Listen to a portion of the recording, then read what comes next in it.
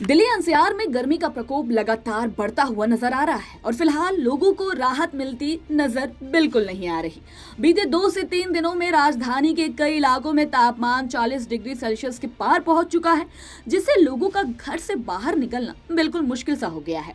हालांकि भारतीय मौसम विभाग यानी आईएमडी ने उम्मीद जताई है कि आने वाले घंटों में बारिश और आंधी तूफान की गतिविधियों से मौसम में कुछ बदलाव देखने को मिल सकता है। इससे लोगों को गर्मी से थोड़ी राहत मिल सकती है। अगर गुरुवार यानी 20 जून के तापमान की बात करें तो आईएमडी के अनुसार दिल्ली का अधिकतम तापमान 39 डिग्री सेल्सियस दर्ज किया गया है, जबकि न्यूनतम तापमान 27 डिग्री सेल्सियस रहा।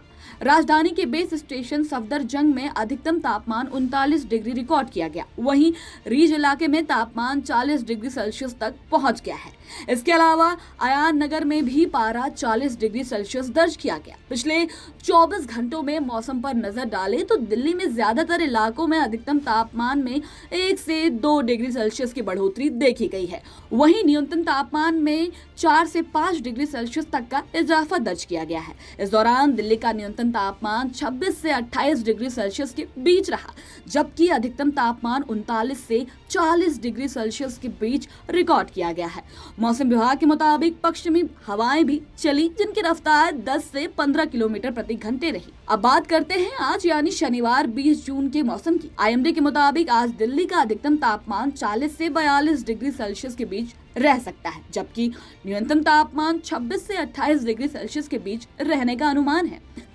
आज आसमान में आंशिक रूप से बादल छाए रह सकते हैं। इसके साथ ही मौसम विभाग ने बहुत हल्की बारिश, गरज चमक, बिजली कड़कने और आंधी तूफान की संभावना जताई है। तेज हवाएं भी चल सकती हैं, जिनकी रफ्तार 40 से 50 किलोमीटर प्रति घंटे तक हो सकती है। वहीं तेज झोंकों के दौरान हवा की गति 60 किलोमीटर प्रति घंटा पहुंच सकता है। अगले 5 दिनों के पूर्वानुमान की बात करें तो आईएमडी का कहना है कि आने वाले 2 दिनों में अधिकतम तापमान 2 से 3 डिग्री सेल्सियस तक और बढ़ सकता है।